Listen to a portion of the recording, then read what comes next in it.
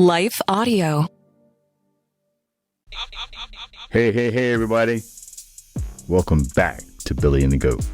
I'm your host, Billy Yancey. Please hit the subscribe button so we can stay in touch. You know, God's plan is much bigger than our plan. However big we think, God thinks leaps and light years bigger than us every day, all day. Years ago, I was hired to get this young lady back in shape for a photo shoot. She came in, we talked for a few minutes, then she ran back out to her car. You'll never believe what she brought back in. We'll be right back. Traveling to the Holy Land will be one of the most amazing trips of your life. Walking the same steps that Jesus did is an overwhelming and powerful experience that you will never forget. It's time to go visit the birthplace of the Bible. For more information, go to holyland.israel.travel. Israel, exactly like nowhere else. Follow the Bible in a Year with Jack Graham podcast today. Begin your New Year's resolution with the Bible and see why millions have already started Bible in a Year with Jack Graham. This podcast was created to help you solidify your faith as you experience the story of the Bible through live action recordings and emotional orchestral music. Listen to Bible in a Year with Jack Graham on the iHeartRadio app, Apple Podcasts app, or wherever you get your podcasts. Let's get back to the story. So she comes back in. She's got a magazine. She's flipping through it. While she's flipping through it, I'm kind of not irritated, but I'm just like thinking to myself, come on. Here's another person, another situation where I have this person who wants to look like some star on TV, the movies, you know, what have you. I've had it happen numerous times. Clients will bring in a picture of so-and-so that they have on their refrigerator or on their phone, and it would look like this person. And you know what? You'll never look like that person. It's never going to happen. So anyway, this young lady's flipping through the magazine, finally comes to the page, flips it open, turns around to me, and it's her. It's her. I mean, I was like, okay, wow. Like, she was in really good shape, attractive photo. She's a bathing suit model in a number of publications and needed to get back in shape. So it was interesting because what I thought was so much smaller than what I saw, right? I mean, how many times do we dilute or make things smaller? Or let me flip that. God magnifies things, right? We see things under a microscope, where God can take that under a microscope and make it grandiose, make it huge, ginormous. So, you know, going forward, for me personally, that was a good lesson for me. You know, not to underestimate people. Or don't second guess. In any event, another example of God magnifying something would be my friendship with my friend David. Many years ago, again, it was in 2009. David calls me. He found me looking on the internet. He wanted to compete. He wanted to do his first Muay Thai fight. And I said, why do you want to do that? So I ended up training him. It was, he will tell you that I tried to kill him. I did not. I was trying to prepare him for a Muay Thai fight, which is intense. If you've ever fought, boxed, done a Muay Thai fight, MMA, if you will, it's more intense than it looks. It's even more intense, you know, to train, to get ready for. And, you know, just the fact that he came in just to be trained by me for several weeks, is so much smaller than what I ever even imagined would turn into. I mean, we're best friends now. He's a friend, a brother, a confidant. You know, he helps me. He's helped me with some business decisions, major business decisions. He's been there when I'm at my lowest, absolute lowest. He's always been there for me. Love him, you know, and there you go again. God did it again. There's someone to just walk through the door, so to speak, and wanted one thing, and there's so much more to our relationship and what it's grown into and where we're headed that I ever even imagined. So quick sidebar, you know, preparing for these podcasts, these shows, it took some work. I'm still learning. I'm learning as I go. I'm learning every day. But preparing for the first podcast was interesting because I did a number of test runs. And, you know, David being my best friend, I sent him a test run of, Jesus, like a 20 to 25 minute taping of a topic. Actually, my first episode, I think it was. So I was really excited about it. I thought I nailed it. And I asked Dave, I said, hey, you might listen to this. He said, sure, send it over. So I emailed it to him, and he texts me back, and he says, man, you were spot on. He's like, man, it was a lot better. He's like, the last 30 seconds sounds like a podcast. And I was like, what? Like, I could not believe I felt like I put so much into it. Yeah, it was, I'll never forget that. And he laughs, you know, to this day. I'm like, bro, 30 seconds? Really? 30 seconds? 30 seconds. Don't beat a dead horse. Next. Wow. Someone really, really close to him, like really, really, really close to him. It'd be his son, Jake. My son William calls him Big Jake Pancake.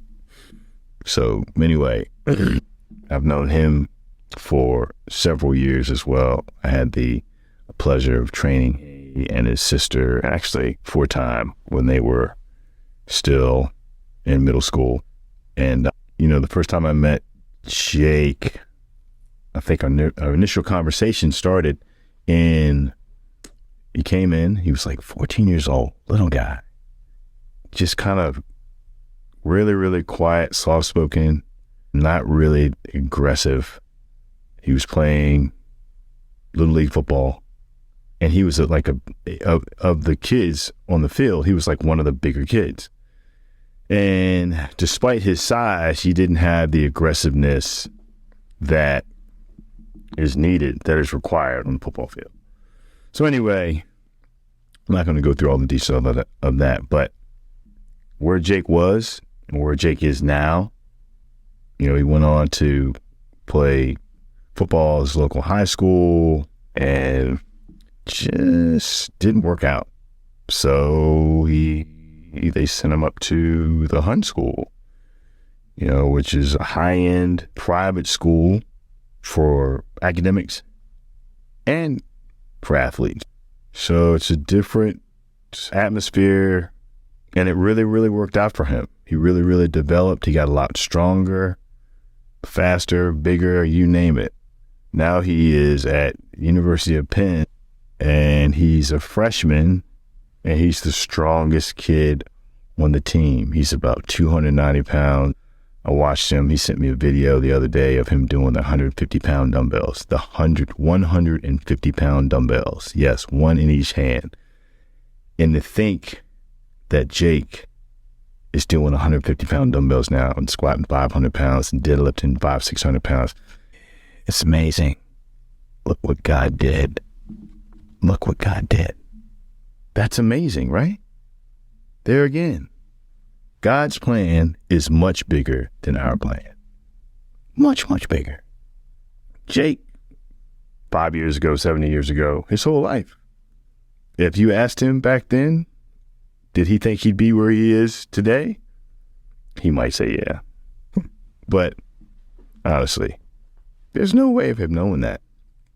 That's how big God is. Now, what I could not wait to get to was this part of the show. And this talks about my son, William. Our scripture today is Matthew chapter 14, verse 17. And they say unto him, we have here but 5 loaves and 2 fishes. And he commanded the multitude to sit down on the grass, and took the 5 loaves and the 2 fishes. And looking up to heaven, he blessed and brake and gave the loaves to his disciples, and the disciples to the multitude. Our son William is, as you know, he was a preemie. And most newborns weigh 5 to 8 pounds. William weighed 30 ounces. 1 pound, 14 ounces, 30 ounces.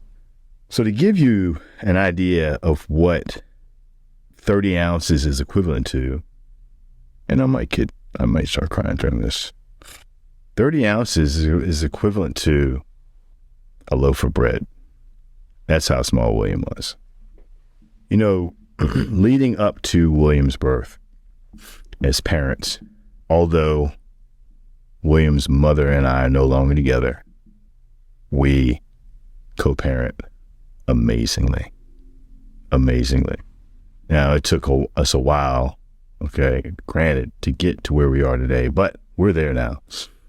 And as I said, leading up to William's birth, as parents, especially as prior athletes, you know, we both, I know as a dad, I can't speak for his mother, but I know as a dad, as many of you can probably relate to, if you have a son, or even a daughter, you think, you know, playing ball, and when they ride their first bike and teaching them that, skateboard, and playing in extracurricular activities and sports, football, and soccer, and things of that magnitude.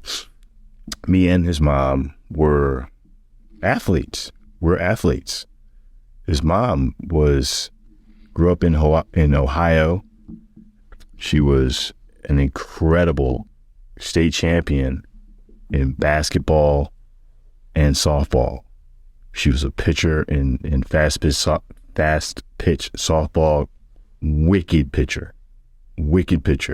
Won numerous games, won a plethora of state titles, and was a wicked basketball player.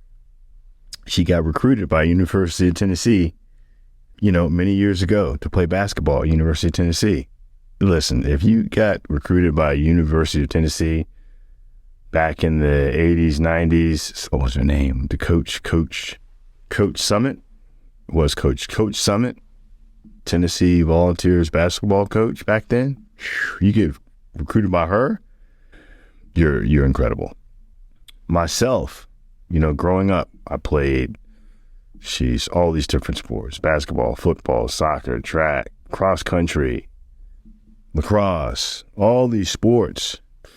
So of course, you know, as a dad, I looked forward to my son playing all those sports as well. And even as adults, we're both in the fitness industry. We both serve our customers and families, and from young adults all the way up to seniors. That's what we do. So naturally, I thought anyway, I think we, you know, collectively, we thought that, you know, our son would be doing something similar to what we were doing, playing basketball and softball and football and all these different types of things. Hey, let me tell you something. It was not the case. That's not how it worked out. That's not how things are going. And what's amazing is William weighed 30 ounces when he was born.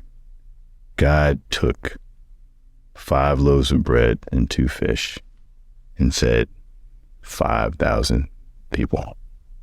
My son, our son, William, birthed by me and his mom, Lisa, was born 30 ounces, the size of 1 loaf of bread, and is motivating and inspiring thousands.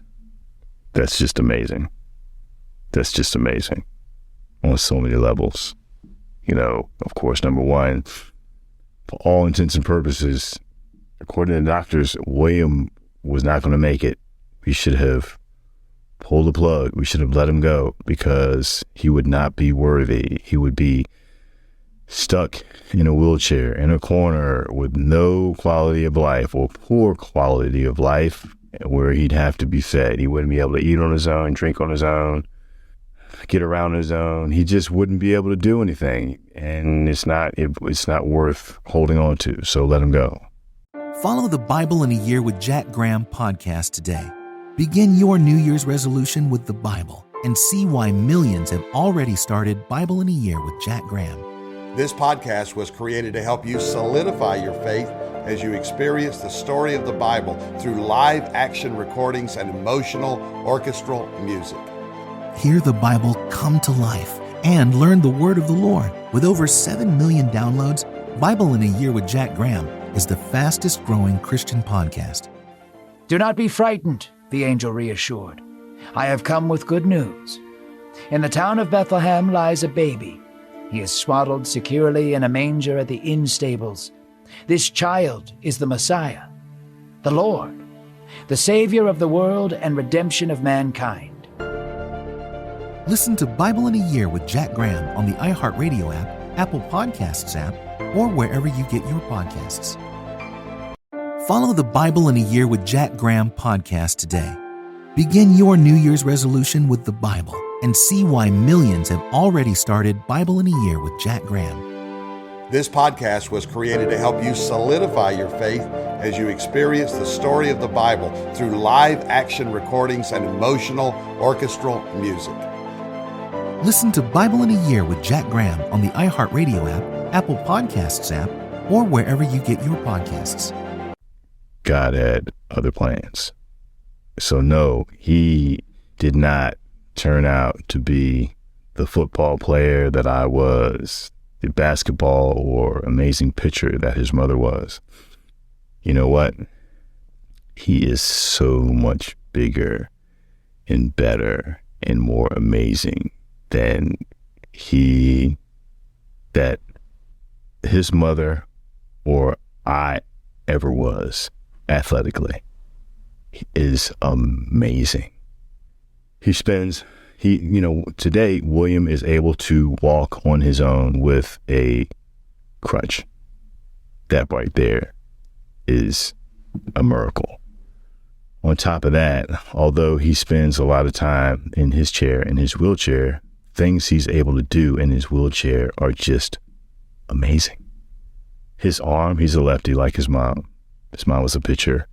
If that sucker hits you with a ball, his arm is, he's got the heat.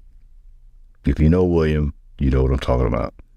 If you've been hit by one of his pitches or balls, you know what I'm talking about. His mom didn't really appreciate this, but so years ago, we started in this thing called, on the weekends, on Sundays, called Buddy Basketball. I think it was either the first or one of the first few days of Buddy Basketball. Buddy Basketball happens on Sundays in the gym. There are a number of kids with various disabilities that are not combined, but they have buddies who they play basketball with in the gym. They go through drills and shooting drills and dribbling drills. So they partnered up with. So before it started, William takes the basketball and they have a photographer there and he nails the photographer in the back of the head. Bam! He thinks it's hilarious because he's a kid. He's William. He just smokes you in the back of your head with a basketball. His mother did not appreciate that. His dad was rolling. Anyway, that's another sidebar. So he's amazing in basketball. his mother, Lisa's grandmother, was an amazing bowler. Now we take William bowling. He goes bowling almost every weekend. And there's nothing for him to bowl a spare or several strikes. Yes, several strikes in during the time he's bowling. Yes. And he's bowling, he's in his chair, bowling all by himself. No assistance. Amazing. Amazing. The other sport, baseball. Now, when he's obviously his arm is serious.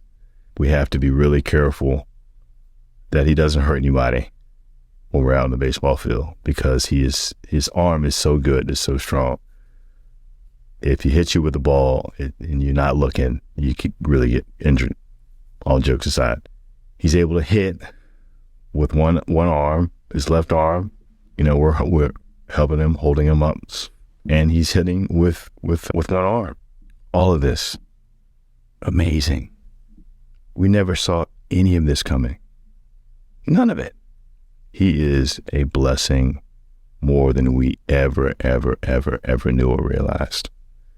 There's so many people, so many times, so many instances where William has blessed us, and not just us, his mom and dad and family, but friends, online, passersby, Blue Angels. My buddy Tom Frosh was captain of the Blue Angels a few years ago and afforded us the opportunity for William to meet them, and then took a picture. And, you know, he's just affected so many lives, family, friends, strangers, you name it. William was even blessed to be the manager for his middle school basketball team. Not just William that was blessed, but me and his mom were blessed. The coaches and teammates embraced him with open arms. And let me tell you, he was fired up. He got to sit with the team during the game, chatted up with some of the kids, the players and the coaches, and even got to shoot hoops during halftime while the team was in the locker room. Now, how many kids do you know to get that opportunity? How many kids you know to get to do that? And let me tell you, William dazzled the crowd. Countless times, fans would come up to William after the game to tell him how amazing it was. And he wasn't even in the game. So there's that. Amazing. Amazing, right? We're just hopeful he will have the same opportunities. Now, what's the significance? What's the importance of feeding the 5,000? Nothing is too big for God. Whatever our expectations are, God will always far exceed our greatest expectations. Our expectations from what we were told, for what we were promised as parents, was doom for William. It's so not what happened, what's happening, and what God has planned for William, for us, our family, friends, so much more. Now, granted, it's a lot of work. William, the amount of work and therapy, pain and tears and falls and failures he's experienced since he was born, countless. But God has sent messengers. God sent therapists. He has therapists now that help him. One I want to bring up, I can't talk about all of them, but initially, one of his very first, a person that helped him learn how to walk, her name is Miss Judith. Oh my gosh, she was a godsend. Early on, I had, of course, William's mother, Lisa, and I had questions, but we had the utmost respect and belief in Miss Judith. and her skill and what she was able to do. She was highly recommended. She explained one day, and this just came to me a little while ago. She explained one day how it's like a peanut butter and jelly sandwich, how teaching William was like a peanut butter and jelly sandwich. What do I mean by that? She said, you know how most people know how to make a peanut butter and jelly sandwich? You just do it. You take out the bread, you take out 2 slices of bread, you put it on the counter or the plate, or you take out the jelly, open up the jelly, take the knife out, put the jelly on the bread, do the same with the peanut butter, put it together, you just sandwich. She's like, most people know how to do that, just like most people know how to walk. She said, William doesn't know how to do that. She said, we have to teach him step by step. She said, you have to teach him how to take the knife, and just peanut butter, how to put it on the bread.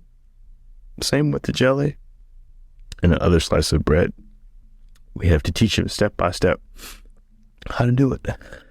Most people are able to do this. William cannot. We have to teach him step by step, block by block, letter by letter. And that's what she did. And initially, a number of sessions teaching him how to walk. I will remember one Saturday afternoon in particular where, she's on this little board with wheels facing William, and she has him standing up, right? And she's got her hands on his waist, and he's like kind of all over the place, and she's got a ruler on the floor. And, I guess it's for his gait and having him take a step. Right, left, from the back of my gym all the way up to the front. And it was just brutally painful for him. It was just painful, because it was unnatural for him. And she was teaching him what we do naturally, which was unnatural for him. And I went into the bathroom and I lost it. I was in tears because he was in pain, and she was being a tough coach and therapist, which is what you have to do. It's painful. And you know what? It worked. We are so grateful to Miss Judith for her and all that she's done that time and over the years. And not just Miss Judith, but all of his therapists. All of them. They are absolutely amazing and have everything to do with why William is where he is today and how he has affected, inspired, and motivated so many lives, thousands of lives for many years. Lastly, I'll touch on the fact that, and I think you're aware of this, but we had the opportunity to introduce William to his hero, Steph Curry, and what it took to make that happen, and what happened after he met Steph Curry. So the short version is we were blessed with the opportunity to introduce William to Steph Curry at a Wizards game. And just going to fast forward you to when he was on the court and he had a basketball and Steph Curry came over to him, and William's he wants to dribble and shoot, but he can't because the wheels of the wheelchair were locked. So he's dribbling, passes it to Steph Curry. Steph Curry hits a 3-pointer, splash, and it went viral. And from that opportunity and that blessing from God and Steph making that 3-pointer, it went viral. And thousands of people saw William, saw Steph Curry. And there's another instance in time, in history, where William, again, motivated, inspired so many. Thank you so much for listening today. God bless. Allow me to take a moment to thank the team at Life Audio for their partnership with us on the podcast. If you go to lifeaudio.com, you will find dozens of other faith-centered podcasts in their network. They've got shows about prayer, Bible study, parenting, and much, much more. Follow the Bible in a Year with Jack Graham podcast today. Begin your New Year's resolution with the Bible and see why millions have already started Bible in a Year with Jack Graham. This podcast was created to help you solidify your faith as you experience the story of the Bible through live action recordings and emotional orchestral music. Hear the Bible come to life and learn the Word of the Lord. With over 7 million downloads, Bible in a Year with Jack Graham is the fastest growing Christian podcast. Do not be frightened, the angel reassured. I have come with good news. In the town of Bethlehem lies a baby. He is swaddled securely in a manger at the inn stables. This child is the Messiah, the Lord, the Savior of the world and redemption of mankind. Listen to Bible in a Year with Jack Graham on the iHeartRadio app, Apple Podcasts app, or wherever you get your podcasts. Follow the Bible in a Year with Jack Graham podcast today. Begin your New Year's resolution with the Bible and see why millions have already started Bible in a Year with Jack Graham. This podcast was created to help you solidify your faith as you experience the story of the Bible through live action recordings and emotional orchestral music. Listen to Bible in a Year with Jack Graham on the iHeartRadio app, Apple Podcasts app, or wherever you get your podcasts.